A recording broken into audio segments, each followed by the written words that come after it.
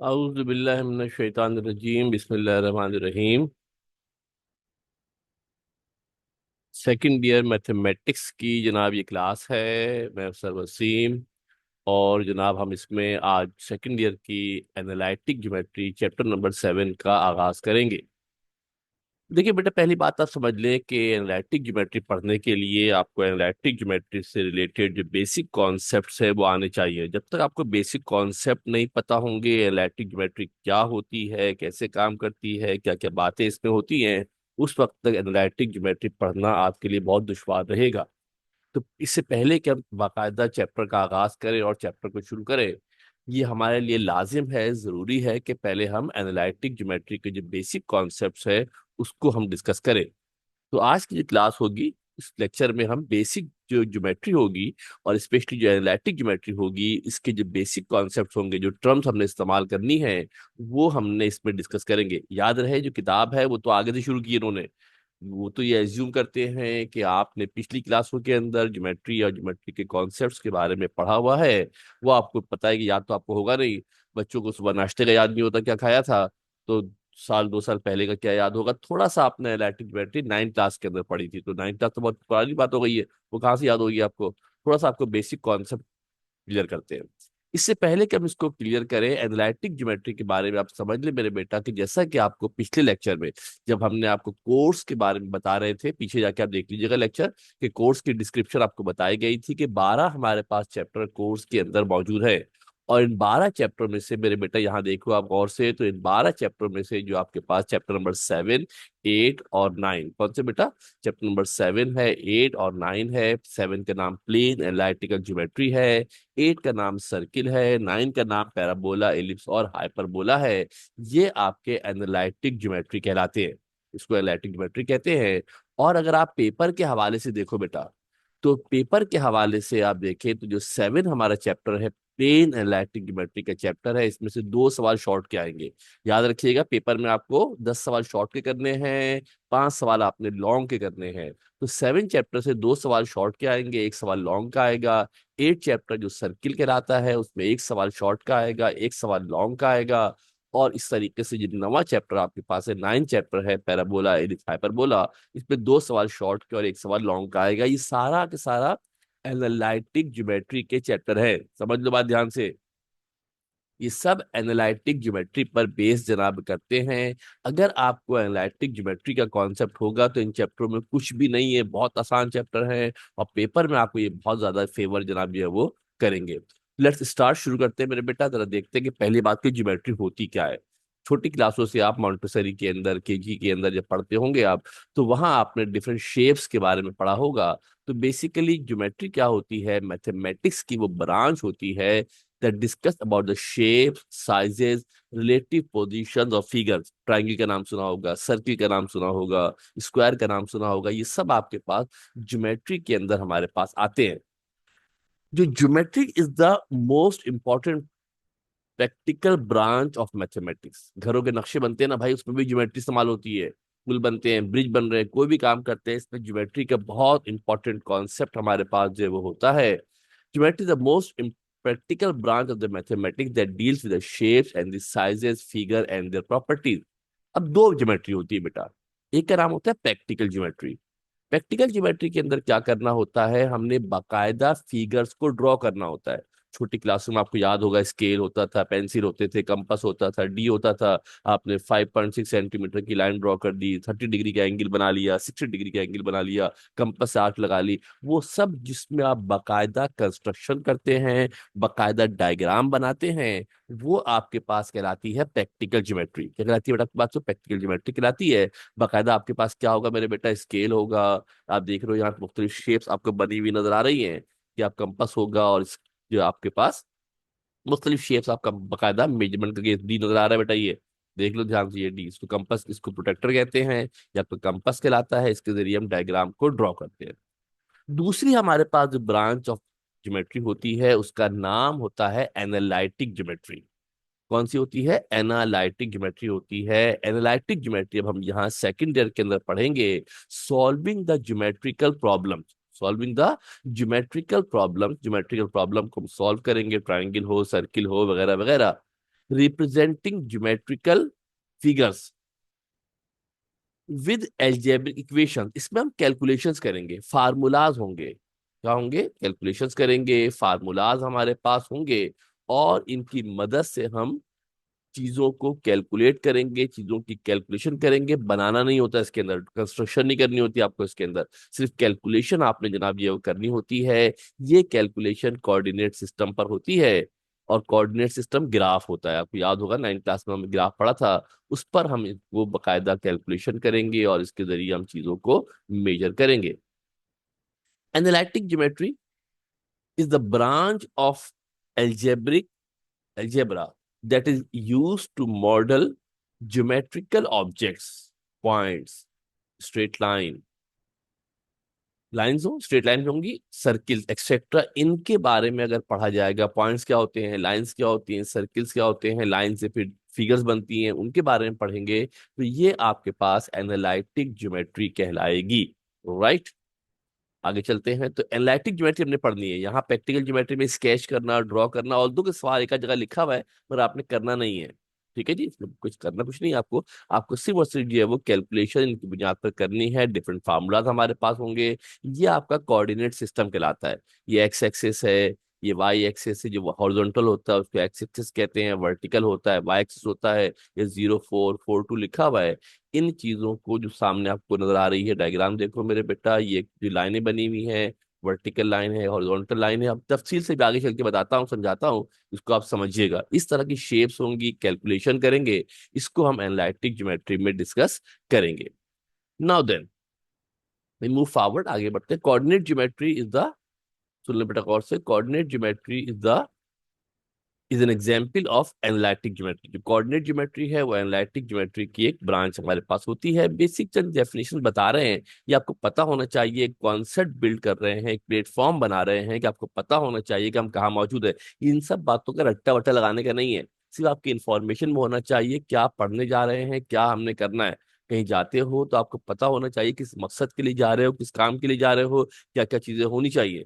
Picnic पे जाओगे तो पिकनिक का सामान लेके जाओगे, ठीक है ना मेरे बेटा। एग्जाम देने जाओगे तो एग्जाम का सामान लेने जाओगे।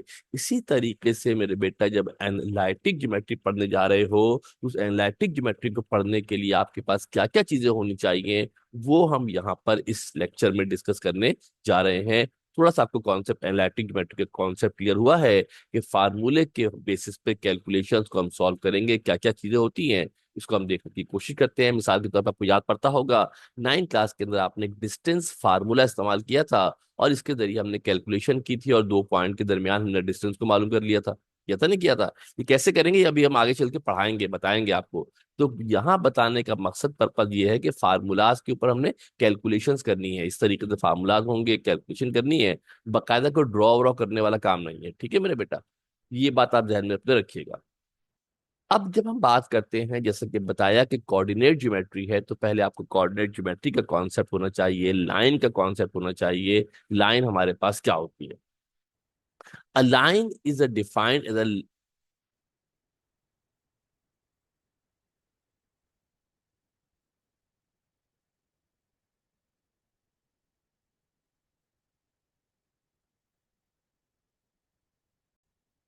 सबसे पहला जो कॉन्सेप्ट आपके पास एनालिटिक ज्योमेट्री में होना चाहिए वो लाइन का है। लाइन क्या होती है पता है आपको? भाई बचपन से लाइन ड्रॉ करते हुए आ रहे हैं, छोटी क्लास में थे कि कॉपी के साथ में मार्जिन ड्रॉ करते थे, लाइन कहलाती थी।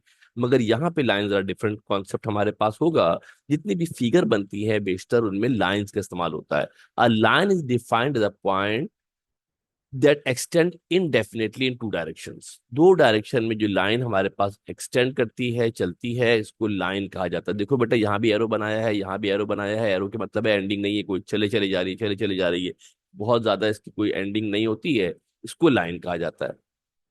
अ line is a straight one dimensional figure, एक वन डायमेंशनल की फिगर होती है, हैविंग नो थिकनेस, कोई थिकनेस नहीं होती, मोटाई नहीं होती। आपको यहाँ तो आपको समझाने के लिए, बताने के लिए मोटी सी लाइन बना दी है, मगर बेसिकली बहुत बारीक सी लाइन हमारे पास होती है।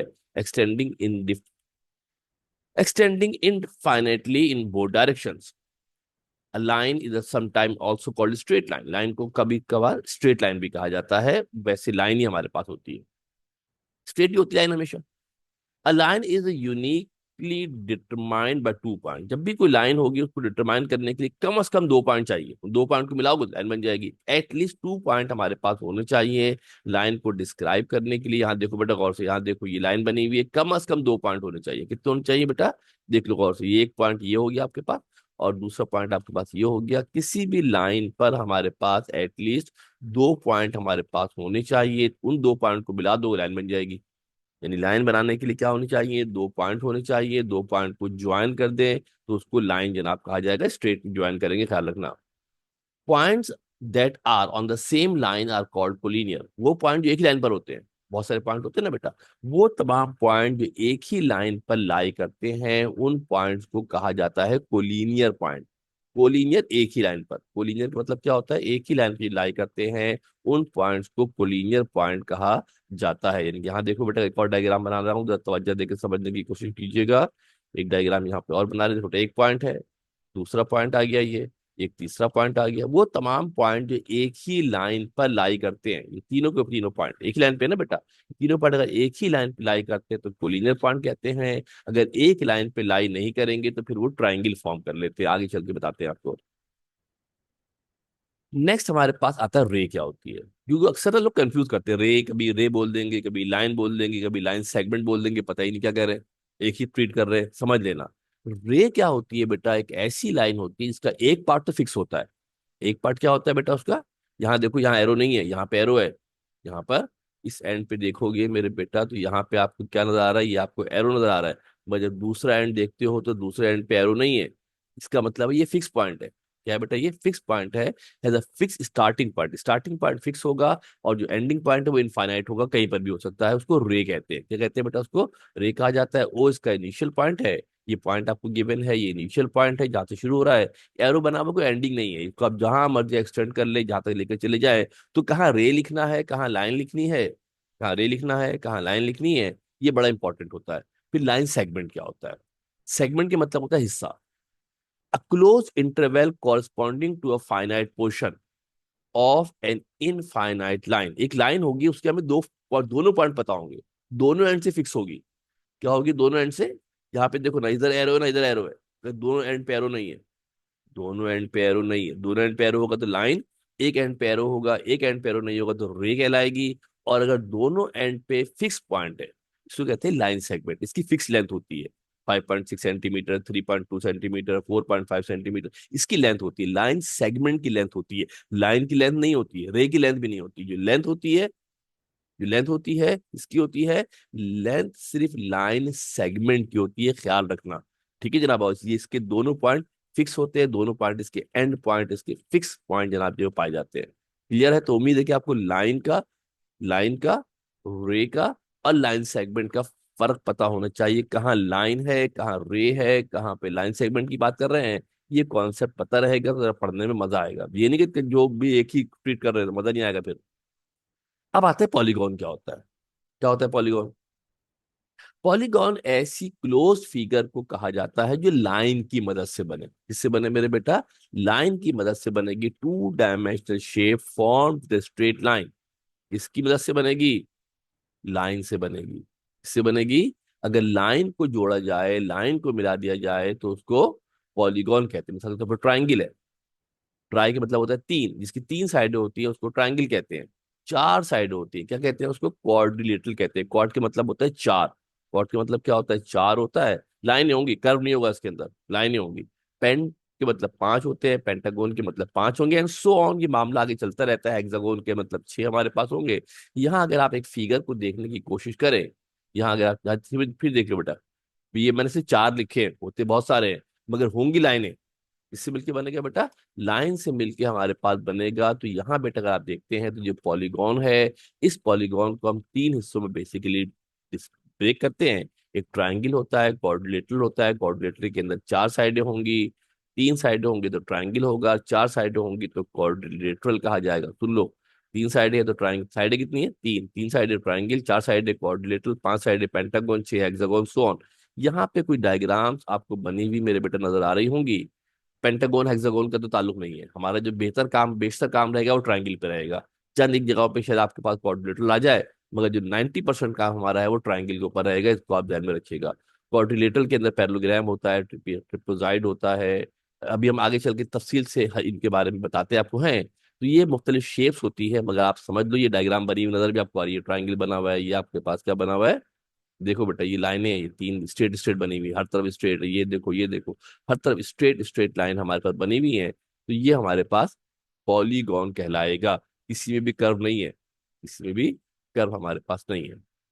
थोड़ा थोड़ा इसके बारे में ब्रीफली आपको एक्सप्लेन कर देते हैं, इससे पहले कि मजीद आगे बढ़े। दो तीन बातें आपको छोटी छोटी और पता होनी चाहिए। स्पेस क्या होता है, क्या मेरे बेटा आपके पास स्पेस क्या होता है, और उसके बाद आपके पास प्लेन क्या होता है। स्पेस होता है थ्री डायमेंशनल कोऑर्डिनेट सिस्टम।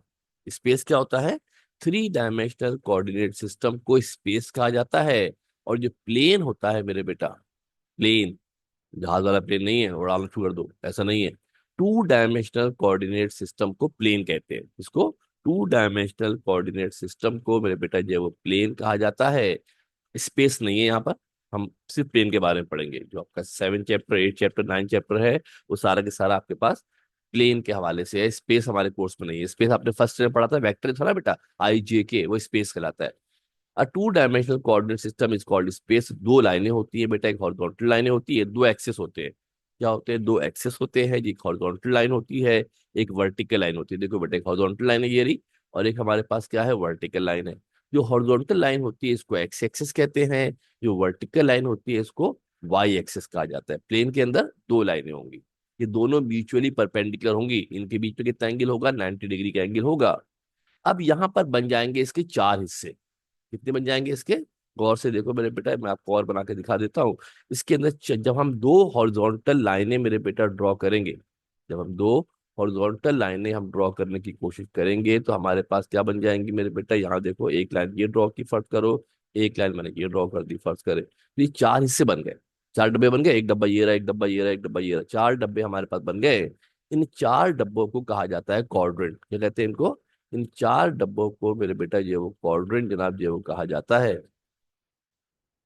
जहां ये दोनों मिलते हैं, ये वो जो पॉइंट है ना बेटा बेटा, जहां ये दोनों मीट कर रहे हैं, जहां ये दोनों मिल रहे हैं, इस पॉइंट को कहा जाता है ओरिजिन। ये जो पॉइंट ना बेटा ये वाला, इस पॉइंट का क्या नाम होता है, इस पॉइंट को कहा जाता है ओरिजिन जनाब, इसको ये कहते हैं। इस पॉइंट को जहां दोनों एक्सिस मीट करते हैं, जहां दोनों एक्सिस हमारे पास मिलते हैं, इस पॉइंट को मेरे बेटा कहते हैं ओरिजिन। ये जो हिस्सा है ना बेटा ये वाला, ये वजह आपको नजर आ रहा है, इस हिस्से का नाम होता है ओरिजिन। इस पॉइंट को ओरिजिन जनाब जो है वो कहा जाता है। पॉइंट क्या होता है, पॉइंट ये रहा बेटा आपके पास, a precise location in the plane. Plane पर हम कहाँ खड़े हैं, पहले वाले डब्बे में खड़े हैं, क्वाड्रेंट कहते हैं, पहले वाले क्वाड्रेंट में, दूसरे वाले क्वाड्रेंट में, तीसरे वाले क्वाड्रेंट में, कितना ऊपर है, कितना आगे है, इस चीज को क्या कहा जाता है, पॉइंट कहा जाता है। A precise location or place on a plane, plane में पोजिशन होती है, इसको पॉइंट कहा जाता है। इसके पॉइंट के दो हिस्से होते हैं। एक हिस्सा ये बताता है कि हॉरिजॉन्टल एक्स एक्सिस पे कहाँ पर है, it has two parts. Point के दो हिस्से होंगे, पॉइंट के अंदर दो हिस्से, देखो गौर से बेटा काम से, एक पे एक्स लिखा हुआ है, एक पे वाई लिखा हुआ है। Position on x axis is called एप्सिस का। जो एक्स वाला है ना बेटा, जो एक्स बना हुआ है, इस एक्स को कहते हैं एप्सिस का। ये बताता है कि एक्स एक्सिस पे इसकी क्या पोजीशन है। और जो वाई एक्सिस पर होगा मेरे बेटा, इसका नाम होता है ऑर्डिनेट। जो वाई की बताता है पोजीशन, इसका नाम क्या होता है, इसको ऑर्डिनेट कहते हैं। एक्स वाले को एप्सिस का कहा जाता है, एक्स एक्सिस पे पोजीशन को एप्सिस का कहते हैं, वाई वाले हिस्से को ऑर्डिनेट कहते हैं। इन दोनों को मिला देना बेटा, अगर इसको एक्सिस का और ऑर्डिनेट को, एक्स की पोजीशन वाई की पोजीशन दोनों को मिला देंगे तो पूरा पॉइंट बनेगा, इसको कहते हैं कोऑर्डिनेट। ये पूरा मिला देंगे तो पॉइंट बनेगा, इसको मेरे बेटा जो है वो कोऑर्डिनेट कहा जाता है। इट इज रिप्रेजेंटेड बाय, इसको रिप्रेजेंट करेंगे कैसे मेरे बेटा, इसको रिप्रेजेंट करेंगे किससे, एक्स कॉमा वाई से। एक्स बताता है एक्स एक्सिस का है, वाई क्या है, ऑर्डिनेट है। और जनाब जो कोऑर्डिनेट्स ऑफ ओरिजिन, बताया ना बेटा ओरिजिन था, इसके एक्स और वाई कोऑर्डिनेट्स जीरो होते हैं, क्योंकि यहाँ से एक्सिस शुरू होता है, यहाँ से एक्सिस शुरू होता है। याद रखना, बार बार लग ओरिजिन का इस्तेमाल करेंगे। ओरिजिन के जो कोऑर्डिनेट्स होते हैं वो जीरो जीरो होते हैं। क्या होते हैं कोऑर्डिनेट, ओरिजिन के कोऑर्डिनेट्स हमारे पास जीरो जीरो कोऑर्डिनेट होते हैं। A point at which two line meet is called vertex. जहाँ दो लाइनें मीट करती है उसको वर्टेक्स कहते हैं। और ये वर्टिसेस का प्लूरल होता है। अभी क्या होता है आगे चल के और ज्यादा तफसील से आपको बताएंगे। अगर कहीं पे दो लाइन हमारे पास मीट कर जाए, देखो बेटा गौर से मैं समझाता हूँ आपको और तवज्जो से समझने की कोशिश करना। अगर मेरे पास मेरे बेटा दो लाइनें अगर हमारे पास हैं, एक लाइन मेरे बेटा फर्ज करो ये रही, दूसरी लाइन फर्ज करो ये रही, तो क्या देखता हूं मेरे बेटा कि एक पॉइंट पर जहां पर ये दोनों लाइनें हमारे पास मीट कर रही है, और मीट कर रही है दोनों लाइनें जो हमारे पास मेरे बेटा मीट कर रही, कहाँ मीट कर रही है, जहाँ मीट कर रही है ना इस पॉइंट पर, इस पॉइंट को कहा जाता है क्या, ये जो पॉइंट बना हुआ है इस पॉइंट का नाम क्या होता है, इसको क्या कहते हैं, इसको कहते हैं वर्टेक्स। क्या कहते हैं इसको, वर्टेक्स कहा जाता है। बार बार लफ्ज आएगा वर्टेक्स का, और एक से ज्यादा होंगे तो उसको वर्टिसेस कहते हैं। तो ये बेसिक कॉन्सेप्ट होना चाहिए। सारी की सारी जो पढ़ाई है ना मेरे बेटा, वो पॉइंट पे शुरू पॉइंट पे खत्म। जितनी भी पढ़ाई करेंगे मेरे बेटा, वो चैप्टर 7 हो, 8 हो, 9 हो, तमाम की तमाम बातों के ऊपर हम जनाब जो है वो, तमाम की तमाम बातों पे हम जनाब जो है वो किस पे बात करेंगे, पॉइंट पे बात करेंगे। इस बात करेंगे हम पॉइंट के ऊपर, हम जनाब जो है वो बात जो है वो करेंगे। तो आपको पॉइंट का कॉन्सेप्ट होना चाहिए। ओरिजिन 0 0 होता है, आगे चल के और डिटेल के साथ, तफसील के साथ हम पॉइंट के बारे में आपको बताने की कोशिश करते हैं। तवज्जो देखिए, गौर से जरा देखिएगा। Coordinates, sign in coordinates. Coordinates जो बनते हैं, चार कोऑर्डिनेट कहा ना बेटा, जो आपके पास एक्स एक्सेस है, वाई एक्सेस है, चार डब्बे बन गए ना बेटा, इन चार हिस्सों को कोऑर्डिनेट कहते हैं। इसका नाम हो गया फर्स्ट कोऑर्डिनेट। ये वाई एक्सेस है, ये एक्स एक्सेस है, ठीक है ना। For all the point lying on x axis, पहली बात कि वो तमाम पॉइंट जो एक्स एक्सिस पर है, कहाँ पर है तमाम पॉइंट, ये रेड से नजर आ रहा है बेटा आपको, वो तमाम पॉइंट मेरे बेटा जो एक्स एक्सिस पे लाई करते हैं ना, इन तमाम पॉइंट पर समझ लो कि इसके कोऑर्डिनेट एक्स जीरो होंगे, यानी कि वाई की वैल्यू जीरो होगी, ऑर्डिनेट की वैल्यू जीरो होगी, इसकी वैल्यू जीरो होगी, ऑर्डिनेट की वैल्यू, वाई की वैल्यू जीरो होगी। इसी तरीके से मेरे बेटा अगर कोई पॉइंट वाई एक्सिस पे लाई करता है, यहाँ देखो ध्यान से, इसी तरीके से अगर कोई पॉइंट वाई एक्सिस पे लाई करता है, ये है पॉइंट आपके वाई एक्सिस के ऊपर, तो उसके अंदर आपके पास एक्स कोऑर्डिनेट की वैल्यू जीरो होगी। ये बहुत इंपॉर्टेंट है, बहुत ज्यादा इंपॉर्टेंट है। आपको दो बातें पता होनी चाहिए, चैप्टर नंबर 7 के अंदर, 8 के अंदर स्पेशली, और 9 में तो बहुत ज्यादा। आपको पता होना चाहिए कि एक्स एक्सिस पर कोई अगर पॉइंट मौजूद है, तो इसका मतलब है कि उसके वाई कोऑर्डिनेट की वैल्यू जीरो है। वाई एक्सिस पे मौजूद है तो उसके एक्स कोऑर्डिनेट की वैल्यू क्या है, जीरो है। ये आपको बहुत ज्यादा हेल्पफुल होगा, पता रहेगा, आपको पता होना चाहिए, तो आपके लिए सवाल हल करने में प्रॉब्लम नहीं होगी। सवाल मुश्किल नहीं होता बेटा कभी भी, उसके पीछे का जो बैकग्राउंड होता है वो आपको याद नहीं होता, पता नहीं होता है, भूल जाते हैं, टीचर आगे रवानी से पढ़ा रहा होता है, आप बोलते हैं बहुत मुश्किल है। पीछे की चीजें पता होंगी तो पढ़ने में समझने में आपको आसानी रहेगी। For all the point in first quadrant, ये वन लिखा है फर्स्ट क्वाड्रेंट, फर्स्ट क्वाड्रेंट में कोई भी पॉइंट होगा ना, उसके एक्स और वाई की दोनों वैल्यू पॉजिटिव होगी। एक्स की वैल्यू प्लस में आएगी, वाई की वैल्यू भी प्लस में आएगी। और अगर कोई पॉइंट मेरे बेटा सेकंड क्वाड्रेंट के अंदर, ये वाला सेकंड है, ये सेकंड क्वाड्रेंट कहलाता है, सेकंड क्वाड्रेंट के अंदर अगर चले जाए मेरे बेटा, तो यहाँ पर ये वाला फर्स्ट है, ये वाला सेकंड है, ये वाला फर्स्ट क्वाड्रेंट है, ये वाला सेकंड क्वाड्रेंट है, ये वाला आपका थर्ड क्वाड्रेंट है। समझ लो गौर से, मैं लिख भी देता हूँ अगर आपको समझ में नहीं आ रहा तो। ये आपके पास है फर्स्ट क्वाड्रेंट, ये फर्स्ट क्वाड्रेंट है मेरे बेटे, ये आपके पास फर्स्ट क्वाड्रेंट है। यहाँ आ जाओगे तो इसका नाम क्या होता है, इसका नाम होता है सेकंड क्वाड्रेंट। ये वाला आपका सेकंड क्वाड्रेंट है, ठीक है मेरे बेटा। आगे पीछे कर देते हैं, अगर आपको क्लियर नहीं हो रहा तो ये वाला थर्ड क्वाड्रेंट कहलाएगा, ये वाला फोर्थ क्वाड्रेंट कहलाएगा, so on so on so on. आगे चलते हैं। For all the chord line on third quadrant, third में होगा मेरे बेटा, तो एक्स की वैल्यू भी नेगेटिव होगी, वाई की वैल्यू भी नेगेटिव होगी। पता होना चाहिए कि पॉइंट कहाँ लाई करता है, आप वैल्यू देख के आइडेंटिफाई कर लेते हैं हम। और इसी तरीके से मेरे बेटा अगर कोई चौथे क्वाड्रेंट में होगा, तो उसके अंदर वाई एक्स प्लस में होता है, वाई माइनस में होता है। ये बहुत इंपॉर्टेंट है, छोटी छोटी मामूली मामूली बातें हैं, मगर ये आगे आपको सवाल के अंदर बहुत हेल्पफुल रहेंगी, और आगे आपको बहुत ज्यादा मदद देंगी। ये छोटी छोटी बातें आपके इल्म में होनी चाहिए। ना भी मूव फॉरवर्ड, फिर देख लो बेटा कि पहले क्वाड्रेंट के अंदर दोनों प्लस में होंगे, दूसरे क्वाड्रेंट के अंदर एक्स नेगेटिव होगा, वाई पॉजिटिव होगा, ठीक है मेरे बेटा। और तीसरे क्वाड्रेंट के अंदर एक्स नेगेटिव होगा, वाई भी नेगेटिव होगा। और इसके अंदर हमारे पास जनाब जो चौथा क्वाड्रेंट जो हमारे पास होगा, उस चौथे क्वाड्रेंट के अंदर हमारे पास क्या देखते हैं, एक्स वाला प्लस में होगा, वाई वाला नेगेटिव होगा। ना मूव फॉरवर्ड, ये ओरिजिन है, ओरिजिन के कोऑर्डिनेट्स क्या होते हैं, 0 0 होते हैं, पहले बताया था ना। ये ओरिजिन जो होगा मेरे बेटा, इस ओरिजिन के जो कोऑर्डिनेट्स होते हैं वो 0 0 होते हैं। आगे चलते हैं, ट्राइंगल क्या होता है। ट्राइंगल जैसे बताया, पीछे डायग्राम में देखा था आपने, triangle is a close two dimensional shape with three straight lines. Three straight sides होती हैं, तीन साइडें होती हैं, इसके अंदर तीन एंगल भी होते हैं, तीन लाइनें, देखो लाइनें हैं, तीन लाइनें हमारे पास हैं, और जनाब इसके अंदर तीन ही एंगल होते हैं, इसको एंगल कहते हैं, ठीक है मेरे बेटा। दो एडजेसेंट लाइन के दरमियान जो फासला होता है उसको एंगल कहा जाता है। और तीनों एंगल को अगर हम ऐड करेंगे तो इसका आंसर कितना आएगा। ये पॉइंट फर्स्ट करो x1 y1 है, ये पॉइंट x2 y2 है, ये पॉइंट क्या x3 y3 है। दो लाइनें मिल रही है ना, इसको वर्टेक्स बोलेंगे। क्या बोलेंगे इसको? इसको वर्टेक्स बोलेंगे। फिर समझ लो गौर से ध्यान से, क्या बोलेंगे इसको? वर्टेक्स। इसको जनाब जो है वो कहा जाएगा, जो तीन हमारे पास पॉइंट बने हुए हैं, ये जो बना ना बेटा, ये जो किनारा जहाँ दोनों मिल गया, इसको वर्टेक्स बोलेंगे। इसको भी क्या बोलेंगे? इसको भी वर्टेक्स बोलेंगे। क्या बोलेंगे इसको भी? ये भी वर्टेक्स कहलाएगा, ये भी क्या कहलाएगा? ये भी आपका वर्टेक्स कहलाएगा। तीनों को जमा कर दोगे तो क्या कहलाएगा? वर्टेसेस कहलाएगा। क्या कहलाएगा? वर्टेसेस कहलाएगा। जहाँ दो लाइनें मीट करती है, तो ट्राइंगल में तीन वर्टेसेस होंगे। ट्राइंगल में तीन वर्टेसेस होंगे, तीन ही इसके अंदर एंगल होंगे। एंगल किसे कहते हैं? The distance between two adjacent line. दो एडजेसेंट लाइन के दरमियान जो एंगल होता है, उसको फासला होता है, उसको एंगल कहा जाता है। तीनों एंगल को अगर ऐड करें, एक पे बी पे, तीनों एंगल को ऐड करेंगे तो आंसर कितना आता है? 180 आता है। पहले पढ़ा होगा, याद आपको होगा। जस्ट रिमाइंड करा रहे हैं, दरमियान की जरूरत पड़ जाए तो आपको पता होना चाहिए। फिर आते हैं टाइप्स ऑफ ट्राइंगल। कई तरह के ट्राइंगल हमारे पास होते हैं। एक होता है इक्विलैटरल ट्राइंगल। क्या होता है? इक्विलैटरल ट्राइंगल एक ऐसा ट्राइंगल जिसकी तीनों साइडें बराबर हो। क्या हो? जिसकी तीनों साइडें बराबर होती हैं, उसको इक्विलैटरल ट्राइंगल कहते हैं। जो लेंथ इसकी होगी वही लेंथ इसकी होगी, वही लेंथ इसकी होगी, वट एवर भी लेंथ, तीनों लेंथ सेम होगी। और याद रखना, जब लेंथ सेम होगी तो एंगल भी सेम होंगे। जब लेंथ सेम होगी तो क्या होंगे बेटा? इसके अंदर एंगल भी सेम होंगे। 60 60 60 होंगे, इसलिए कि तीनों एंगल बराबर है ना बेटा। जब तीनों एंगल बराबर है तो 180 को 3 से डिवाइड करेंगे तो 60 आंसर आएगा। इसमें जो लेंथ ए बी की होगी वही लेंथ बी सी की होगी, वही लेंथ हमारे पास जरा सी ए की लेंथ होगी। फिर आता है आइसोसेलेस ट्रायंगल। आइसोसेलेस ट्रायंगल ऐसे ट्रायंगल को कहा जाता है जिसकी दो साइडें बराबर होती है। कितनी होती है मेरे बेटा? दो साइडें बराबर होंगी, तीन बराबर नहीं होंगी, तीसरी अलग होगी। दो साइडें बराबर होंगी तो उसको आइसोसेलेस ट्रायंगल जब कहा जाता है। दो साइडें बराबर होंगी तो एंगल भी दो बराबर होंगे।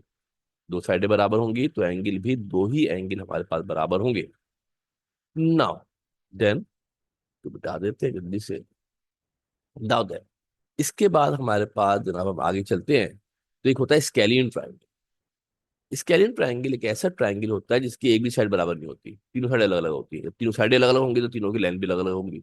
तीनों साइडों की लेंथ अलग अलग होगी, डिफरेंट होगी। ठीक है मेरे बेटा? जब तीनों की लेंथ अलग अलग होगी तो तीनों के एंगल भी क्या होंगे? डिफरेंट होंगे। फिर एक आता है राइट एंगल ट्रायंगल। तो बहुत आपने नाम सुना होगा, फिजिक्स के अंदर भी उसकी बहुत जरूरत पेश आती है। राइट एंगल ट्रायंगल के अंदर एक एंगल 90 डिग्री का होता है। एक एंगल क्या होता है? 90 डिग्री का होता है। Consist of two legs and hypotenuse. दो लेग्स होती है, लेग कहते हैं जो दो साइड होती है उनको लेग कहा जाता है। और एक हाइपोटेन्यूज होता है, जो लॉन्गेस्ट साइड होती है वो हाइपोटेन्यूज होती है। और जो दो लेग्स होती है वो एक दूसरे के साथ 90 डिग्री के एंगल पर मीट करती हैं, जिनको बिल्कुल परपेंडिकुलर और बेस कहते हैं। परपेंडिकुलर कौन होगा, बेस कौन होगा, इसका फैसला एंगल देखकर होता है। उनको एक और एंगल पता होगा तो फैसला होता है कौन परपेंडिकुलर कौन बेस है। ये पाइथागोरस थ्योरम को ओबे करता है। ये पाइथागोरस थ्योरम को ओबे करता है। ये 90 के सामने वाला हाइपोटेन्यूज होगा। सुनो बेटा, गौर से तवज्जो देके देख लो। आपको याद नहीं है तो मैं रिमाइंड करा दूं मेरे बेटा, तवज्जो देके देख लो। ये वाली जो साइड है, क्या बोलेंगे इसको? इसको कहते हैं हाइपोटेन्यूज। ये आपके पास हाइपोटेन्यूज होती है। अभी इस वक्त ना परपेंडिकुलर बेस का फैसला नहीं कर सकते। इस वक्त परपेंडिकुलर बेस का फैसला नहीं करते जब तक हमें एक और एंगल ना पता हो। फर्ज करो मुझे एक एंगल और पता है। फर्ज करते मुझे एंगल पता है, ये थीटा फर्ज करो मेरे पास एंगल है। ये एंगल फर्ज करो मुझे मालूम है। अगर मुझे एक एंगल पता चल जाए ना बेटा, तो फिर फैसला कर सकता हूँ परपेंडिकुलर कौन होगा, बेस कौन होगा। एंगल के सामने वाला परपेंडिकुलर होता है, तीसरा वाला बेस होता है। तो यहाँ पर आपके पास इस केस में हमने बेस इसको लिया हुआ है, एंगल हमने जो था वो। इस केस में अगर एंगल फर्ज करो बेटा यहाँ बनने के बजाय अगर एंगल आपके पास यहाँ बन जाए मेरे बेटा, अगर एंगल यहाँ बनेगा तो समझ लो कि ये वाला एंगल के सामने वाला परपेंडिकुलर हो जाएगा, और जिस पर एंगल बना है वो आपका बेस हो जाएगा। तो ये इतनी सी बात आपको याद रखनी है कि ये पाइथागोरस थ्योरम को ओबे करेगा। हाइपोटेन्यूज का स्क्वायर, बेस का स्क्वायर, परपेंडिकुलर का स्क्वायर। हाइपोटेन्यूज लॉन्गेस्ट साइड होती है, और उसके अलावा दो साइडें बेस और परपेंडिकुलर कहलाती हैं, जिसका फैसला एंगल की मदद से होता है। राइट? नाउ देन, यहाँ हम देख लेते हैं मेरे बेटा गौर से। एक और डायग्राम में आप समझ ले गौर से। ये पहले ट्रायंगल है, तीनों साइडें बराबर। ट्रायंगल टू जो हमारे पास है, पहले ट्रायंगल वन देखते हैं। वन की दो साइडें बराबर है। वन की दो साइडें बराबर, तो वन कौन सा हो गया? वन की दो साइडें बराबर है तो ट्रायंगल जो वन हमारे पास है ये होगा आइसोसेलेस। कौन होगा? ये आइसोसेलेस। आइसोसेलेस होगा। जो ट्रायंगल टू हमारे पास है मेरे बेटा, जिसकी चारों साइडें बराबर है, 4 4 4, तो ये राइट एंगल ट्रायंगल होगा। और इसकी तीनों साइडें अलग अलग है, ये 5.1, 4.23। ये ट्रायंगल नंबर थ्री है, ये आपके पास स्केलियन ट्रायंगल। कौन सा मेरे बेटा आपके पास? ये आपके पास जो था वो स्केलियन ट्रायंगल हमारे पास जो है वो होगा। राइट? तो ये हमारे पास जनाब सिनारियो है कि ट्राइंगल की टाइप्स हमारे पास क्या होती है। आगे बढ़ते हैं और अब हम थोड़ा बात कर लेते हैं किसके हवाले से, कोऑर्डिनेटर के हवाले से। कोऑर्डिनेटर जो होता है इसके अंदर चार साइडें होती है। क्लोज फिगर होगी, क्या होगी, क्लोज फिगर होगी। साइडें कितनी होंगी, चार होंगी। कितनी साइडें होंगी, चार साइडों की क्लोज फिगर होगी, इसको कोऑर्डिनेटर कहा जाता है। इसकी डिफरेंट शेप होती है, बस चार साइडें होनी चाहिए। कितनी चाहिए बेटा आपके पास, चार साइडें हमारे पास जनाब होनी चाहिए। किसी भी शेप की चार साइडें हो सकती है। वो चार ऐसे भी हो सकती है, ठीक है मेरे बेटा। और वो आप गौर से देखो तो वो चार आपके पास ऐसे भी हो सकती है, चार ऐसे भी हो सकती है, ठीक है ना। किसी भी शेप की आपके पास टाइप जो है वो हो सकती है। चार साइडें होनी चाहिए। तो ये चार साइडें अगर होंगी तो इसको मेरे बेटा क्या कहा जाएगा, इसको कोऑर्डिनेटर कहते हैं।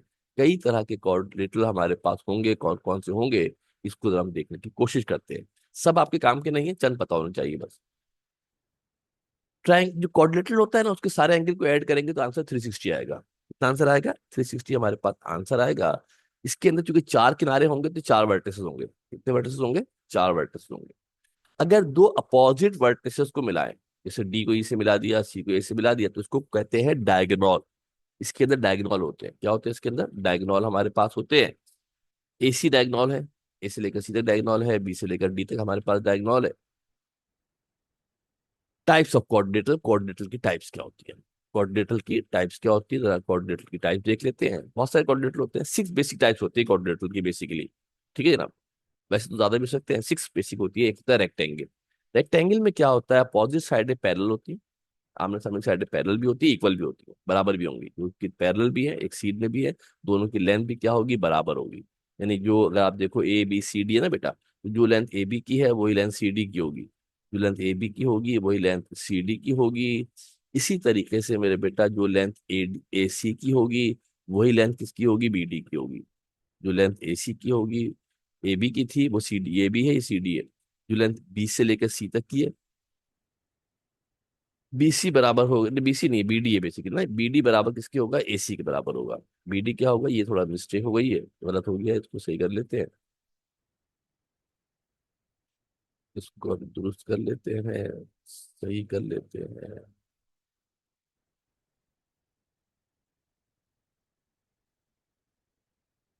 ये हमारे पास जो है बेटा, एक ए से लेके बी तक का फासला है, सी से लेके डी तक का फासला बराबर होगा। इसी तरीके से मेरे बेटा अगर आप यहाँ देखो गौर से तो क्या देखते हैं मेरे बेटा, इसी तरीके से अगर हम देखते हैं, एक इसी तरीके से हम देखते हैं बेटा, तो जो फासला कितना होगा, ए से लेकर ए सी का होगा। किसका होगा बेटा, ए सी का जो फासला हमारे पास होगा वो किसके बराबर होगा, वो फासला बराबर होगा बी से लेकर डी तक के फासले के बराबर होगा। क्या होगा, बी से लेकर डी तक के फासले के बराबर हमारे पास होगा। लिखने में जरा आगे पीछे हो गया है। इसके और जो एंगल होंगे बेटा, इसके सारे एंगल, चारों एंगल कितने होंगे, 90 90 के सारे एंगल होंगे। जितने भी एंगल होंगे चारों एंगल 90 90 के होंगे। 90 90 90 सब 90 ऐड करोगे तो कितने बन जाएंगे, 360 बन जाएंगे। कितने बन जाएंगे, 360 बन जाएंगे। The diagonal bisect each other have equal length. जो डायगोनल होंगे एक तो बाइसेक्ट करेंगे, दो बराबर हिस्सों में ब्रेक करेंगे, और डायगोनल की लेंथ भी बराबर होगी। डायगोनल की लेंथ भी क्या होगी बेटा, बराबर होगी। अगेन यहाँ बेटा हमसे मिस्टेक हुई है थोड़ी सी, डायगोनल की लेंथ भी हमारे पास क्या होगी, बराबर होगी। और यहाँ पर हम लिख सकते हैं क्या मेरे बेटा, डायगोनल कहाँ है, एक डायगोनल है हमारे पास कहाँ से, एक जो डायगोनल हमारे पास है,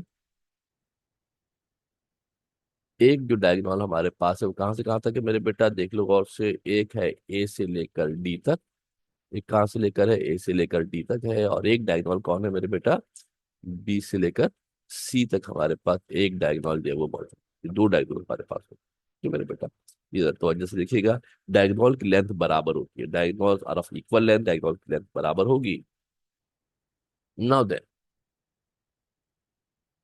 आगे चलते हैं मेरे बेटा, और आगे चल के अगर हम देखें मेरे बेटा, थोड़ा सा एक मिनट जनाब।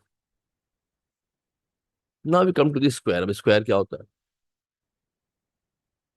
स्क्वायर जो होता है मेरे बेटा, इसकी दो साइडें पैरेलल होती हैं, इसकी चारों साइडें बराबर होती है। रेक्टेंगल में आमने सामने की दो बराबर थी, स्क्वायर में चारों साइडें बराबर होती है। क्या होती है इसके अंदर, ऑल साइड्स आर इक्वल। जो ए बी होगा, सी डी होगा, बी सी होगा, ए डी होगा, सब बराबर होंगे। सब के सब बराबर होंगे, ए से लेकर बी से, बी से लेकर सी तक, ए से लेकर डी तक, सी से लेकर डी तक, ये सारी की सारी लेंथ बराबर होंगे। ए से बी, सी से डी के बराबर होगा, बी से सी, ए से लेकर डी तक के बराबर होगा। सारे एंगल भी 90 के होंगे। डायगोनल बाइसेक्ट भी करेंगे, डायगोनल की लेंथ भी बराबर होगी। और डायगोनल एक दूसरे को राइट एंगल पे बाइसेक्ट करते हैं, बड़ा इंपॉर्टेंट पॉइंट है। आगे सवाल में आएगा तो और ज्यादा तफसील से एक्सप्लोर करेंगे। पैरेललोग्राम क्या होता है? इसकी अपोजिट साइड पैरेलल और इक्वल होती है। जो ए बी होगा और सी डी होंगे बराबर होंगे, मगर मगर एंगल 90 नहीं होता। क्या नहीं होता? जो एंगल था ना बेटा, ये जो एंगल बना था, ये एंगल है 90, एंगल नहीं होता है, एंगल डिफरेंट होता है। एंगल 90 नहीं होता है, can not be angle, opposite angle 90 नहीं होते हैं। जब एंगल 90 नहीं होंगे बेटा, तो डायगोनल की लेंथ भी बराबर नहीं होगी। जो डायगोनल है ना बेटा, आपको यहाँ नजर आ रहा होगा, जो डायगोनल हमारे पास है, इन डायगोनल की जो लेंथ हमारे पास होगी, इन डायगोनल की लेंथ भी बराबर नहीं होगी। ये एक डायगोनल ये रहा मेरे बेटा, एक डायगोनल ये है, एक डायगोनल ये है। इन डायगोनल की लेंथ भी बराबर नहीं होगी, डायगोनल डिफरेंट लेंथ के होंगे। जो डायगोनल होंगे इनकी लेंथ डिफरेंट होगी। फिर आता है रोम्बस। रोम्बस जिस तरह रेक्टेंगल से स्क्वायर बनता है ना, वैसे ही पैराग्राम से रोम्बस बनता है।